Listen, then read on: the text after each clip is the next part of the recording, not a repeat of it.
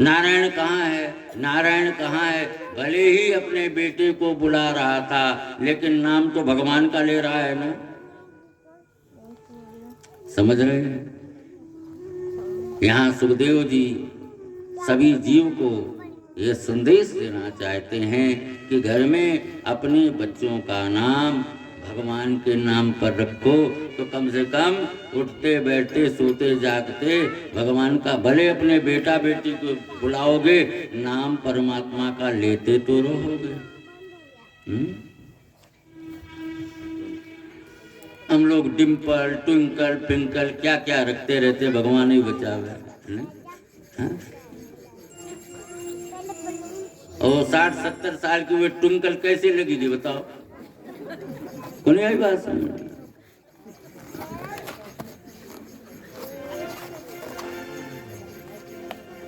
राधा रखो, कौशल्या रखो, राम रखो, श्याम रखो, शारदा रखो, लक्ष्मी रखो, केशव रखो, कितने नाम।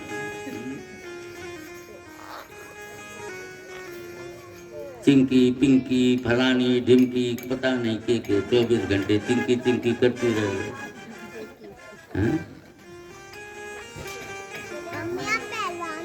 कम से कम उस बहाने हरि का नाम तो निकलेगा ना। अच्छा, अब अजामिल 24 घंटे कहीं से हमें नारायण दौड़ा दौड़ा है, गोद में बिठाते, नारायण बेटा, नारायण बेटा, नारायण बेटा। 2-4 माला तो नारायण नाम की हो ही जाती थी ना 24 घंटे में। समय बीतता गया और एक दिन क्या हुआ, जब उसके जीवन का अंत समय आया, यमराज आए उसको लेने के लिए। यमदूत बिस्तर में पड़ा हुआ ये अजामिल, यमदूत अगल बगल में खड़े हुए, और जब यमदूतों को अजामिल ने देखा और अब बड़ी जोर से चिल्लाया, नारायण नारायण नारायण। बेटे की याद आई, नारायण नारायण, ये आवाज गई बैकुंठ में। कहाँ गई? बैकुंठ में। अब भगवान नारायण ने पार्षदों को कहा, जाओ देखो कौन पुकार रहा है। बोले महाराज यमदूत लेने के लिए आए हैं उसे। खबरदार, वो मेरा नाम लेकर मुझे पुकारे, यमदूत का अधिकार नहीं है, जाओ लेकर के आओ। और भगवान के पार्षद दोनों पहुंच गए। अजामिल तो बिस्तर में पड़े पड़े देख रहे, यमदूत खड़े, भगवान के पार्षद आए। यमदूतों ने विष्णु को, पार्षदों को प्रणाम किया, महाराज प्रणाम। विष्णु दूतों ने कहा, खबरदार, तुम्हारी हिम्मत कैसे हुई इसको ले जाने के लिए?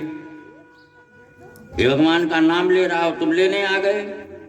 यमदूतों ने कहा, महाराज जिंदगी में कभी इसने भगवान का नाम नहीं, जिंदगी में नहीं लिया।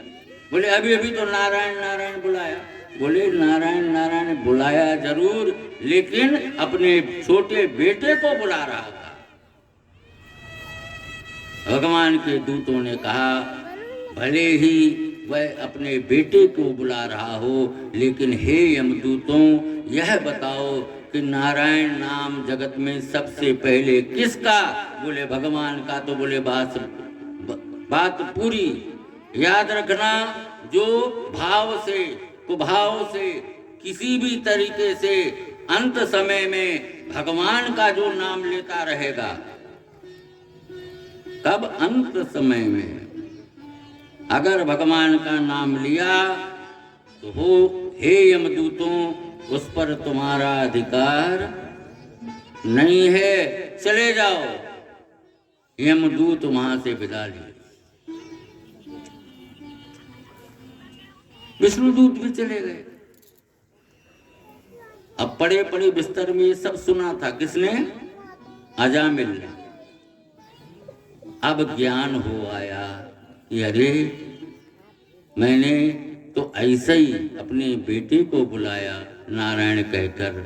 अगर मैं वास्तव में नारायण नारायण कहता तो मेरा जीवन कितना धन्य बनता। एक क्षण में ज्ञान हुआ अजामिल को। संतों को याद किया कि बाबा, आप लोगों ने मेरी तो सारी जिंदगी ही बदल दी। अपने बेटों को बुलाया, पत्नी को बुलाया, कहा देवी बस बहुत रह लिए घर संसार में, अब तो मुझे गंगा के तट पर जाकर के भगवान का अंत समय तक भजन करना है, और अब जीवन भर सिवाय नारायण के मुझे और कुछ बोलना ही नहीं। घर परिवार सब छोड़कर अजामिल हरिद्वार गंगा जी के तट की ओर प्रस्थान करते। मार्ग में कोई मिले, बाबा कहाँ जा रहे हो? बोले नारायण। कुछ खाएंगे? बोले नारायण। आपका नाम? बोले नारायण। नियम जो ले लिया कि अब सिवाय नारायण के मुझे कुछ कहना ही नहीं। आए गंगा जी के तट पर,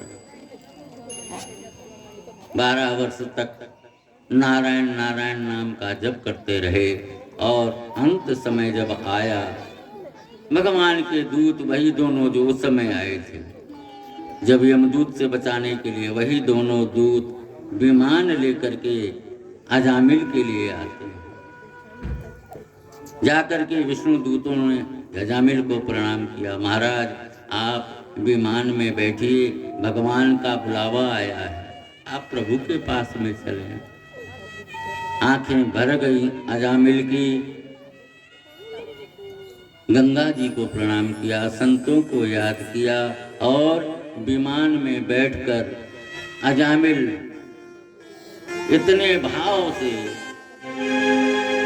इतने मगन हो गए, गाते हुए गुनगुनाते हुए प्रस्थान कर रहे हैं।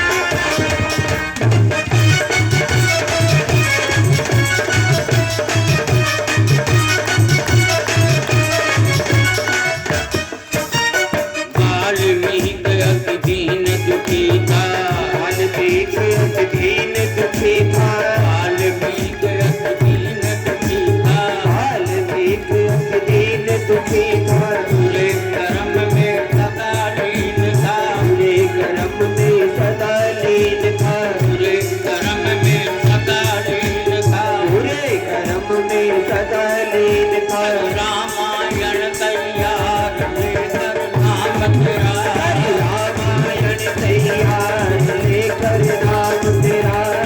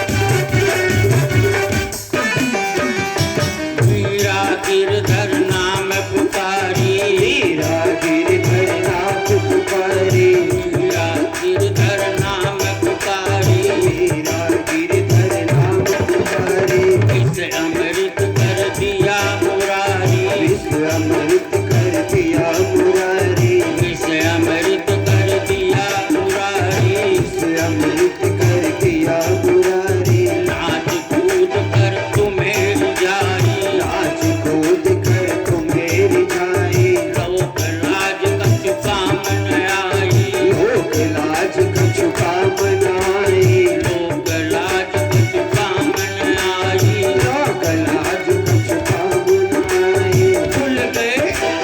खुल गए चारों द्वार लेकर नाम तेरा, खुल गए चारों द्वार लेकर नाम तेरा, खुल गए चारों द्वार लेकर नाम तेरा, खुल गए चारों द्वार लेकर नाम तेरा। नाम तेरा हरि नाम तेरा, नाम तेरा नाम तेरा, नाम तेरा प्रभु नाम तेरा, नाम तेरा हरि नाम तेरा। नाम तेरा हरि नाम तेरा, सब हो गए भव से पार लेकर नाम तेरा, सब हो गए भव से पार लेकर नाम तेरा, सब हो गए भव से पार लेकर नाम तेरा, सब हो गए भव से पार लेकर नाम तेरा।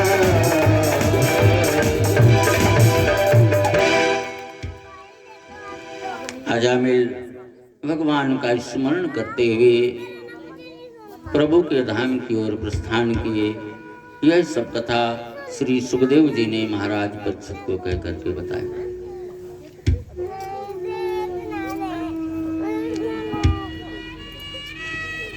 कथा सुनते सुनते महाराज परीक्षित ने श्री सुखदेव जी को कहा, भगवान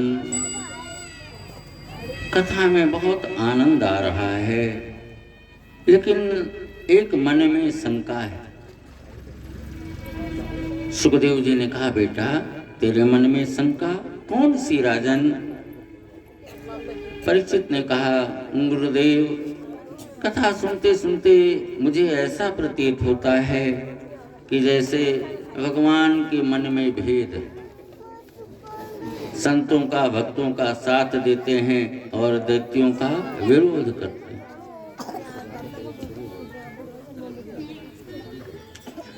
सुन करके सुखदेव जी हंस पड़े। सुखदेव जी ने कहा, राजा लीला क्षेत्र में भेद अवश्य दिखाई देता है, लेकिन गति दोनों की एक ही होती है। किसी को अपना बनाकर भगवान तारते हैं और किसी को मार करके, दोनों को भेजते तो अपने धाम में ही है ना। पूतना मारने आई थी कृष्ण को, कहाँ भेजा? अपने धाम ही तो भेजा। जो गति यशोदा की हुई वही गति पूतना की भी हुई। नजर में भेद जरूर है, लेकिन परिणाम दोनों के एक ही हैं। सुखदेव जी ने कहा, राजा जिस प्रकार से भगवान ने प्रहलाद जी को अपना बना करके तार दिया और हिरण्यकश्यप को मार करके तारा, दोनों की गति एक ही है। प्रहलाद को अपना बनाया, मुक्त किया, हिरण्यकश्यप को मार दिया, मुक्त किया। ज्यों सुखदेव जी ने प्रहलाद की बात करी, गदगदित हो गए महाराज परीक्षित। गुरुदेव, संत शिरोमणि प्रहलाद जी के जीवन की संपूर्ण कथा आप हमें विस्तार से सुनाओ।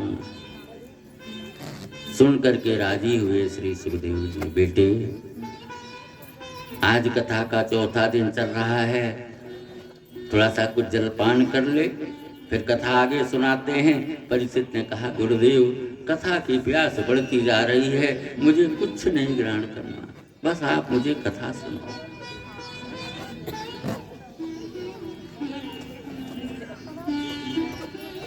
जब श्रोता अधिकारी मिल जाता है तो वक्ता को भी कथा करने में क्या होता है, आनंद आता है।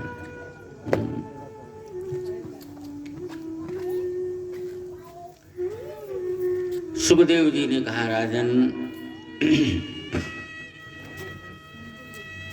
हिरण्यकश्यप और हिरण्याक्ष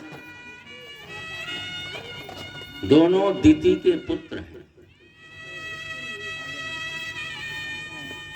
जिस समय जलमग्न पृथ्वी को